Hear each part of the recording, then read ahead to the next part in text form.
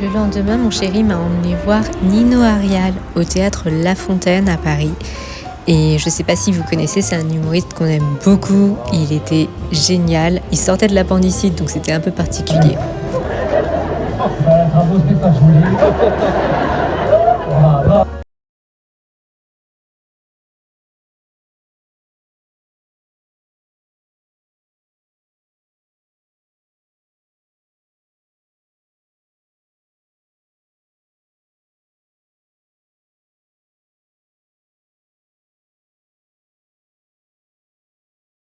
Bonjour à tous, j'espère que vous allez bien. Nous revoici pour le dernier vlogmas de l'année. Alors, vous avez vu, j'ai fait plein de choses cette semaine. Je les ai filmées en rapide ces derniers jours parce que j'avais pas la possibilité de faire du fast cam à ce moment-là. Donc, il y a eu le réveillon, mais c'est pas tant ça. Du coup, hier soir, mon chéri m'avait offert des places pour aller voir Nino Arial, qui est un humoriste que j'aime beaucoup, qu'on aime beaucoup tous les deux. C'était au Théâtre Fontaine à Paris, près de Pigalle. Et voilà, c'était très très chouette, c'était une très très belle soirée. Et puis après, on est allé manger dans un petit resto italien, pas très loin, qui était absolument incroyable. Il n'y avait que des Italiens dedans et les pizzas étaient divines. Voilà. Et puis, du coup, là, je vais juste en profiter pour vous faire mon bilan lecture du mois de décembre, qui est plutôt conséquent. Et puis, voilà. Voilà, ce sera mon seul passage face cam pour ce dernier vlogmas. Alors, on va commencer par les livres physiques que j'ai sous la main. Et puis après, je vais pouvoir vous parler des deux numériques que j'ai lus cette semaine. Alors, il y en a qui remontent au tout début du mois, donc c'est un petit peu loin dans ma tête, mais voilà, globalement, je me souviens un peu. Donc, on va commencer par Fragile de Nicolas Martin. Nicolas Martin, en fait, c'est un scientifique dans mes souvenirs. Euh, ah non, journaliste, scénariste et réalisateur. Je crois qu'il a un point de vue quand même très, très scientifique. Ça va parler de maternité, de naissance, euh, de, de, de positionnement féminin aussi. C'est-à-dire qu'on est dans une société où les femmes ont du mal à enfanter et quand elles enfantent, l'enfant va souvent être victime du syndrome de l'X fragile qui va développer des pathologies chez eux. Donc, on est dans une société où quand on a une fille, c'est compliqué. Et du coup, pour pallier à ça, le gouvernement va mettre en place des bébés euh, un peu laboratoires, quoi. Donc, qui sont bien, qui ont bien qui sont bien insérés dans le corps des femmes qu'elles vont porter, qu'elles vont accoucher. Et puis, au fur et à mesure, on va se rendre compte que ces bébés euh, ont, ont des caractéristiques assez particulières, qu'ils ont des capacités assez particulières qui font largement flipper. Euh, donc, on suit un couple avec une jeune femme. Ils ont un premier enfant qui est une fille qui a l'X fragile, qu'ils gardent, qu'ils élèvent. Et puis, le, le, le papa a un positionnement au gouvernement qui lui permet de faire partie des premiers testeurs des nouveaux bébés. Et, euh, et du coup, ils vont avoir un deuxième enfant qui aura toutes ces capacités un peu étranges. Donc on va suivre les trucs un peu bizarres que le bébé fait. Et, euh, et on va le suivre du point de vue de la maman. Donc au début, tout le monde l'a fait passer pour folle. Jusqu'à ce que entre mamans, elles se rencontrent et qu'elles se disent c'est bizarre quand même, ils font tous la même chose. Et puis, puis je vous raconte pas la suite. Si je vais juste vous dire un petit passage, c'est qu'à un moment donné, le deuxième bébé va pousser la première enfant qui à ce moment-là a 16-17 ans, alors certes a un retard mental, mais est grande, il va la pousser dans ses retranchements jusqu'à ce qu'elle se fasse mal. Là, pour vous dire. Et en fait, c'est assez flippant comme lecture. C'est très stressant quand même. C'est hyper bien écrit, c'est génial à lire, mais c'était un peu flippant parce que bah, forcément, moi en tant que maman, je me projette et je me rappelle un peu des stades de développement de l'enfant et de ce qu'il est censé faire ou pas. Et là, effectivement, c'est très très étrange. Euh, donc voilà, et puis euh, l'idée de cette société où on crée des enfants robots, c'est très très bizarre. Voilà, donc j'ai bien aimé cette lecture. Elle m'avait été prêtée par ma meilleure amie, je vais pouvoir lui rendre. Je vous la recommande si vous êtes fan d'un peu des idées de, de, de, de société un peu, euh, un peu d'anticipation. Ça me fait penser, et c'est comme ça que ma meilleure amie me l'avait vendu, ça a un côté La Servante écarlate, mais on est plus centré sur les enfants, du coup, et c'est tout aussi flippant. Voilà. Voilà pour Fragile. Ensuite, j'ai lu, alors là, on en avait parlé en vlog, le troisième tome de Rebecca Keane, Potion macabre, de Cassandra O'Donnell. Moi, j'aime beaucoup. J'ai beaucoup aimé cette lecture parce qu'en plus, à ce moment-là, elle est prof en fac. Elle va remplacer une prof. Et du coup, il y a un côté un peu Witch Academia que j'ai beaucoup aimé. Rebecca Hawkins, c'est un personnage qui est très fort, qui a un fort tempérament et en plus qui a des pouvoirs magiques un peu particuliers, qui a un positionnement, elle est au-dessus En fait, c'est un peu elle qui vient arbitrer les mondes magiques. Donc, c'est très intéressant, ça se lit très facilement. C'est un régal d'écriture. Pareil, je vous recommande si vous connaissez pas cette série, que vous aimez bien la Big Hit, n'hésitez pas. Ensuite, ah oui, pareil, vous l'avez vu en vlog, mais du coup j'ai lu Vénus Erotica de Anaïs Nin, qui sont donc des nouvelles écrites par Anaïs Nin. En fait, c'est un journal qui lui commandait des nouvelles érotiques à elle et Henry Miller. Et du coup, c'est le recueil de ces nouvelles.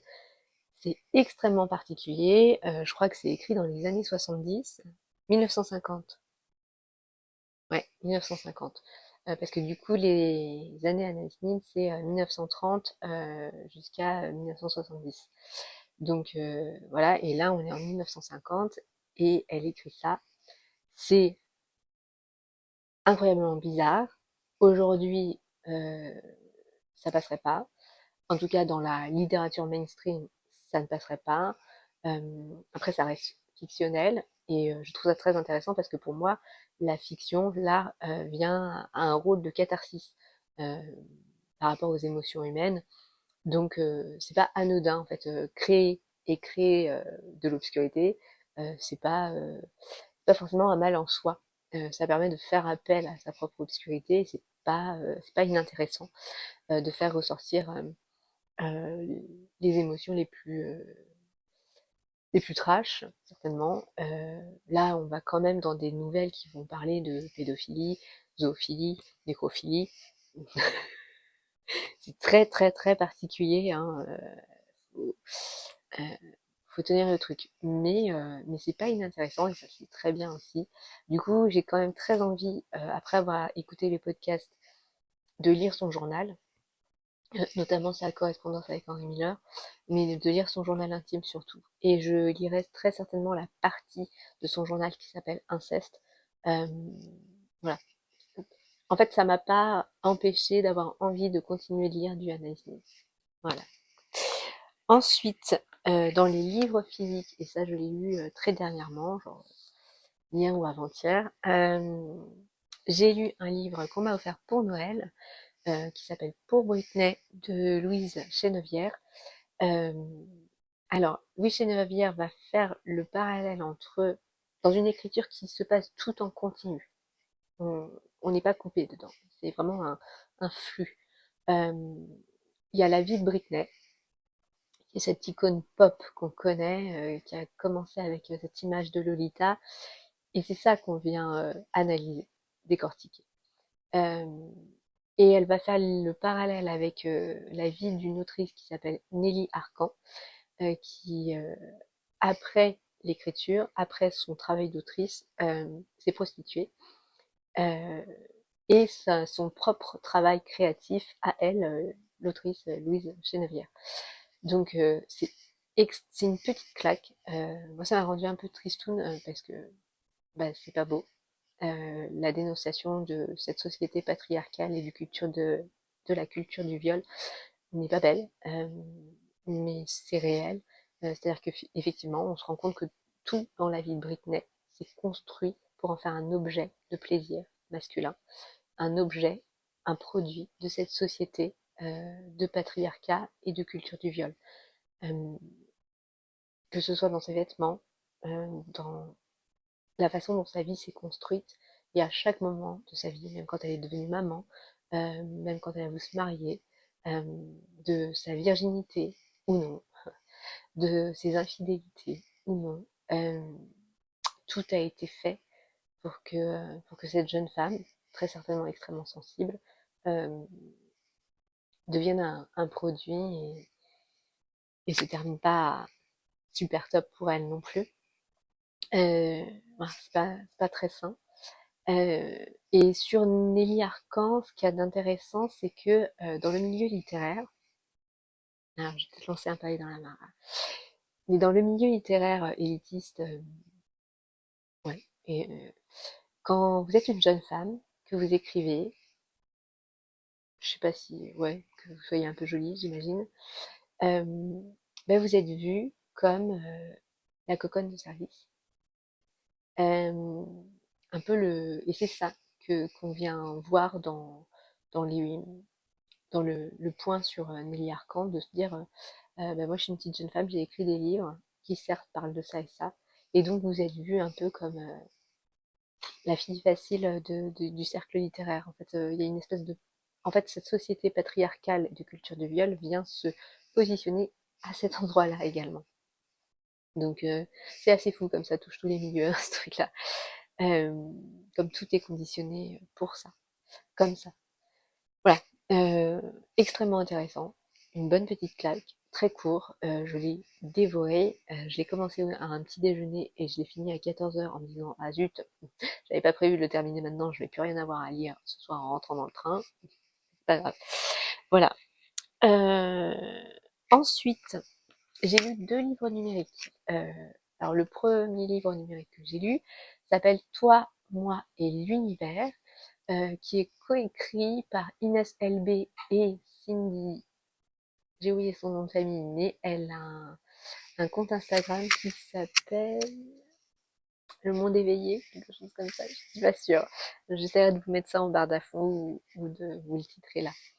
Euh, C'était très doudou, c'est une histoire d'amour, une romance très légère, très là, mais qui se passe dans le milieu de la spiritualité.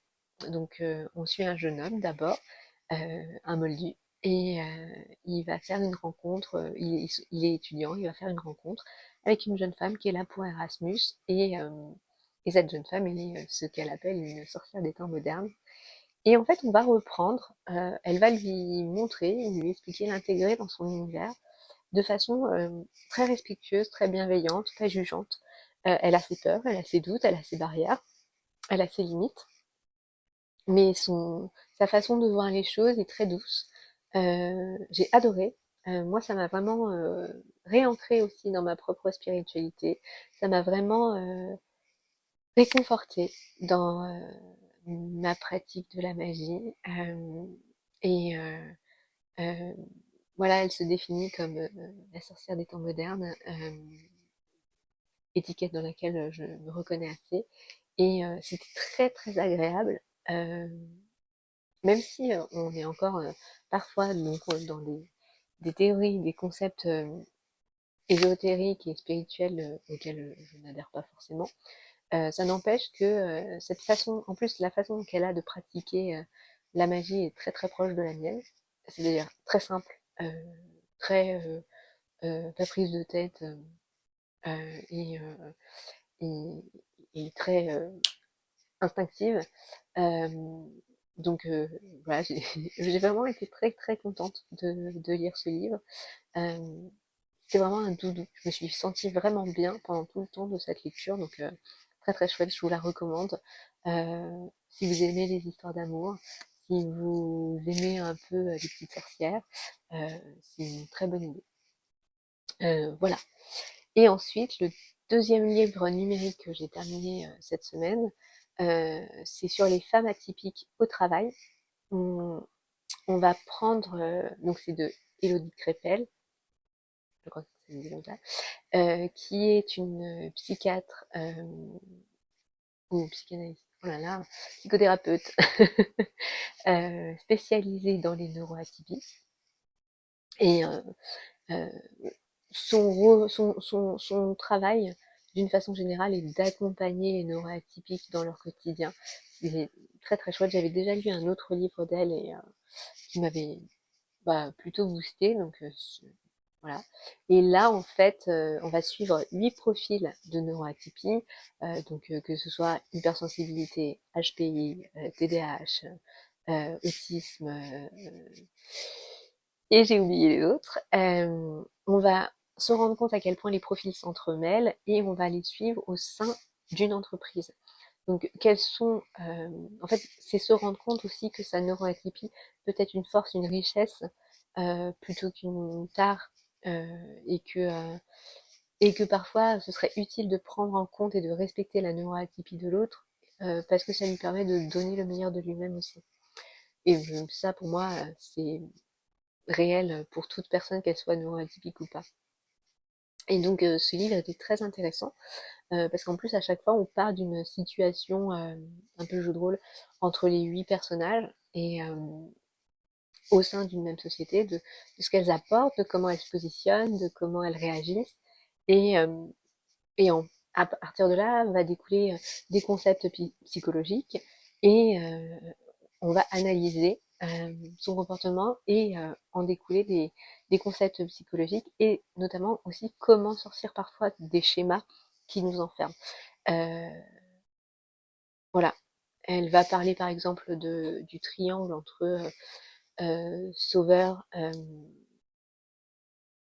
bourreau, victime, de toutes ces personnes qui ont parfois le syndrome du sauveur à vouloir absolument aider les autres, de pourquoi on est dans cette situation-là, de ce que ça a de pas forcément sain, de pas forcément chouette pour soi, mais voilà.